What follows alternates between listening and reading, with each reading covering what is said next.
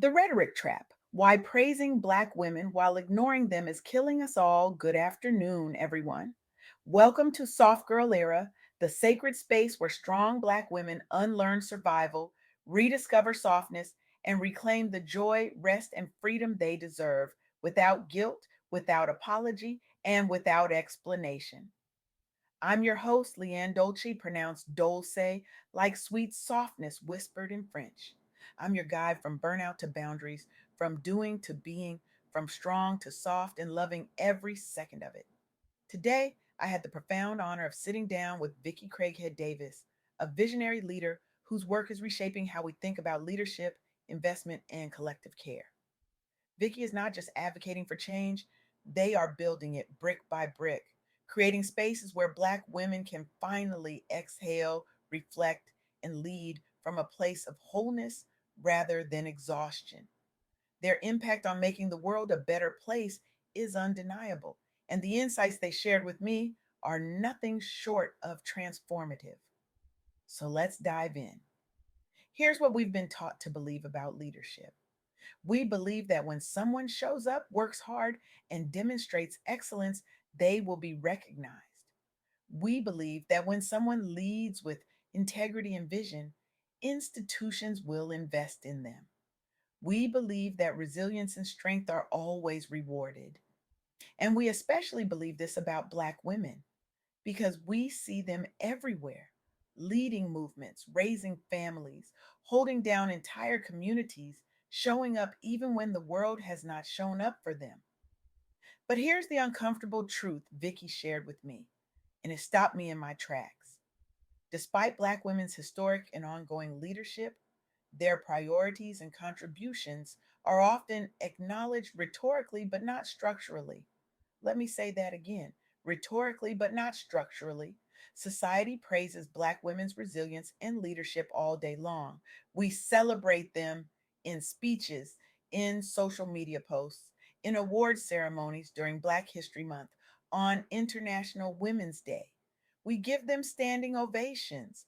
We write think pieces about their strength. We marvel at their ability to endure.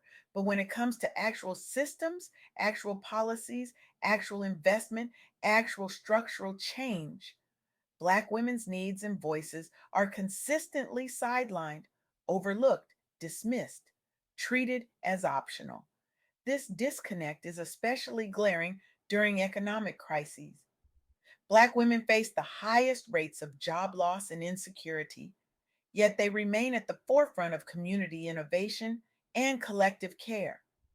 They are the ones creating solutions, building networks, holding space for healing, feeding families, organizing mutual aid, launching businesses from their kitchen tables. And yet, the structures that could support them, amplify them, sustain them, protect them are nowhere to be found. This is what I call the rhetoric trap. We praise Black women to death, literally, while doing absolutely nothing to change the conditions that are killing them. Let me share something with you that Vickie brought to my attention, and I need you to really hear this. In 2025, during a massive job crisis, 42% of Black women reported job insecurity or layoffs. 42%, nearly half.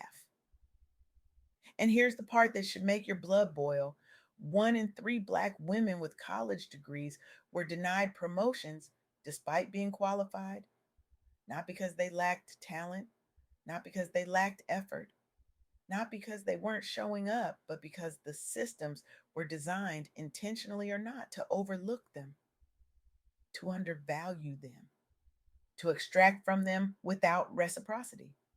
And when corporate America decided to roll back DEI initiatives, guess who was hit the hardest? Black women. DEI roles disproportionately held by Black women were cut. Hiring pipelines shrank. Mentorship opportunities vanished. And the narrative became, well, maybe they just weren't good enough. Maybe they were diversity hires. Maybe they didn't really earn it. But that narrative is a lie. And Vickie is here to dismantle it. Because Here's what actually happened. Black women didn't sit back and accept defeat. They didn't internalize the rejection. They didn't believe the lie that they weren't enough. They responded by forming support networks, launching advocacy groups, and creating new pathways for entrepreneurship and professional development outside traditional corporate structures.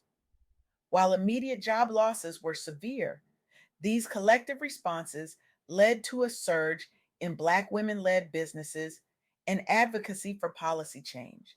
They turned crisis into creation, they turned exclusion into innovation, they turned rejection into revolution. And they did it without waiting for permission, without waiting for applause, without waiting for institutions to finally see their value. They just built. Now, let me tell you about something that's rewriting the rules of leadership entirely. It's called the Highland Project.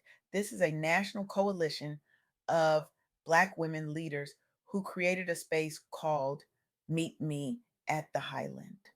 It's a space for reflection, truth telling, and innovation. The women in this coalition were exhausted, bone tired, soul weary. They were dealing with the erasure of Black history in real time, wage stagnation despite their qualifications, and a complete lack of structural support despite their leadership. They were tired of being told they were valued while being treated as expendable, tired of being celebrated in public and exploited in private. So they did something radical. They stopped asking for a seat at the table. They stopped waiting to be invited. They stopped performing resilience for an audience that refused to reciprocate. They built their own table.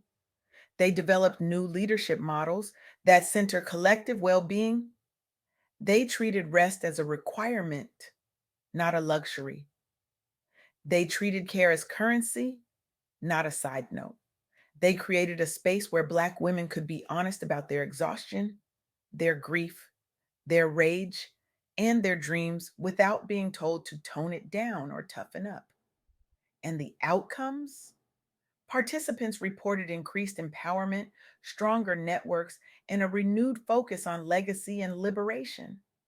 The Highland Project's frameworks are now being adopted by other organizations and cited as models for inclusive leadership.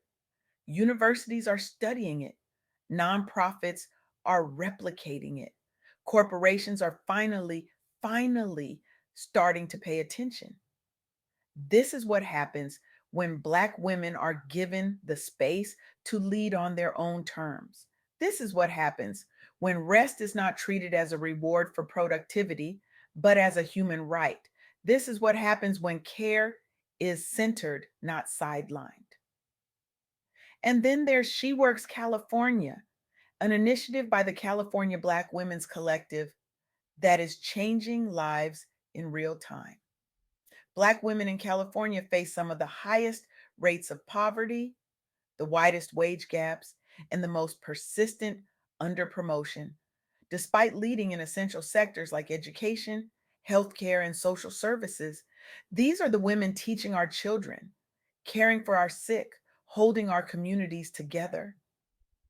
And yet, they are chronically underpaid, undervalued, and overlooked for advancement. SheWorks provides skills training, job access, confidence building, and community leadership programs. But it's not just about getting a job, it's about economic empowerment.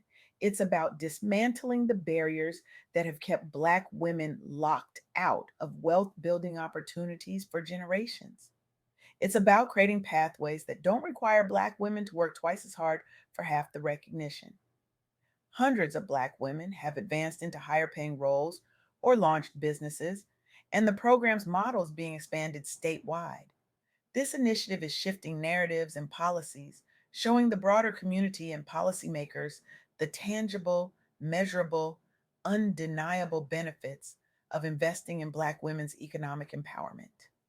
When you invest in Black women, entire communities rise, children thrive, families stabilize, neighborhoods transform, economies grow. And this is not charity. This is strategy. This is smart. This is how you build a future that works for everyone. So here are the three key insights Vickie wants you to walk away with today. And I need you to really sit with these. First, structural acknowledgement is overdue. Black women have always led and continue to drive progress, but true change requires institutions to move beyond symbolic gestures and invest in their leadership and well being. It's not enough to post a hashtag. It's not enough to give a speech.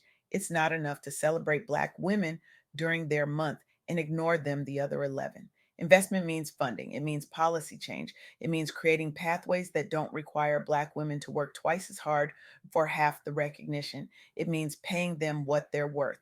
It means promoting them. It means protecting them. Second, economic setbacks are not due to lack of talent or effort. The disproportionate job losses and wage gaps Black women face are the result of structural barriers, including the rollback of DEI initiatives and persistent pay inequity, not personal shortcomings. When we see Black women struggling economically, the question is not what did they do wrong? The question is what systems are failing them, what policies are harming them, what structures are designed to exclude them, and what are we going to do about it? Third, community centered innovation is the future. Black women are redefining prosperity and leadership by centering collective well being, creating new models where care, rest, and shared investment are prioritized, benefiting entire communities. This is not just about individual success. This is not about climbing the ladder and pulling it up behind you. This is about collective liberation. This is about building a world where everyone can thrive, not just survive, where rest is sacred, where care is valued, where leadership looks like love. Now, I want to bring this home to the heart of soft girl era because what Vickie is talking about, what the Highland Project is building, what SheWorks California is demonstrating, this is the essence of releasing the cape. This is about redefining strength. This is about embracing softness as a radical act of self love and collective care. For too long, Black women have been told that strength means enduring. That strength means carrying everyone else's burdens. That strength means never asking for help, never resting, never saying no, never showing weakness, never admitting exhaustion. Just keep going, just keep smiling, just keep surviving. But Vickie is showing us a different way. Strength is also about setting boundaries. Strength is also about demanding investment. Strength is also about walking away from spaces that refuse to value you. Strength is also about creating spaces where rest is not just allowed, it's required. Where softness is not weakness, it's wisdom. This is your soft girl era. This is the moment where you stop apologizing for needing support. This is the moment where you stop waiting for institutions to recognize your value and start building your own tables. This is the moment where you choose softness, not because you're weak, but because you're wise enough to know that survival mode is not sustainable. It's not livable. It's not life. And here's the truth that Vickie wants you to sit with. The future depends on listening, not just hearing, but listening. Listening to Black women's priorities, listening to their needs, listening to their vision, listening to their pain, listening to their dreams, and then investing in it, not symbolically, structurally. Because here's the thing, Black women are not waiting for permission anymore. They are building, they are innovating, they are leading, they are creating the future right, you know, with or without institutional support. The question is not whether Black women will lead, they already are. The question is, will you join them? Will you invest in them? Will you create the structures that support them? Will you dismantle the barriers that harm them? Or will you continue to offer empty praise while the systems remain unchanged? This is not just about Black women. This is about all of us. Because when Black women thrive, entire communities thrive. When Black women lead, everyone benefits. When Black women are given the resources, the rest, the recognition, the respect they deserve, the world becomes a better, safer, more just place for all of us. So here's my challenge to you. And I want you to take this seriously. Look at your own life. Look at your own organization. Look at your own community. Look at your own circle. Where are you offering rhetoric instead of structure? Where are you celebrating resilience instead of removing the barriers that require it? Where are you asking Black women to be strong instead of creating the conditions where they can be soft? Where are you benefiting from their labor, their creativity, their leadership without compensating them fairly? Where are you applauding them publicly while ignoring them privately, and then do something about it? Invest, advocate, build, listen, hire, promote, pay, protect, amplify, rest, and most importantly, act. Because the future Vickie is building, the future the Highland Project is creating, the future SheWorks California is demonstrating, it's not some distant dream. It's happening right now, today, in real time. And you get to choose whether you're part of it. You get to choose whether you're building with them or standing in their way. You get to choose whether your actions match your words. The rhetoric trap is comfortable. It's easy. It costs nothing. But it's also killing us. It's killing Black women. It's killing our communities. It's killing our collective future. So stop praising Black women and start protecting them. Stop celebrating their strength and start removing the conditions that require it. Stop applauding their resilience and start investing in their rest. Stop talking about equity and start building it. Because Black women have been leading us toward liberation for generations. The least we can do is follow them there. The least we can do is build the world they've been dreaming of. The least we can do is match our actions to our values. Not tomorrow, not next year, not when it's convenient, today, right now. Build the world Black women deserve and watch how it transforms all of us.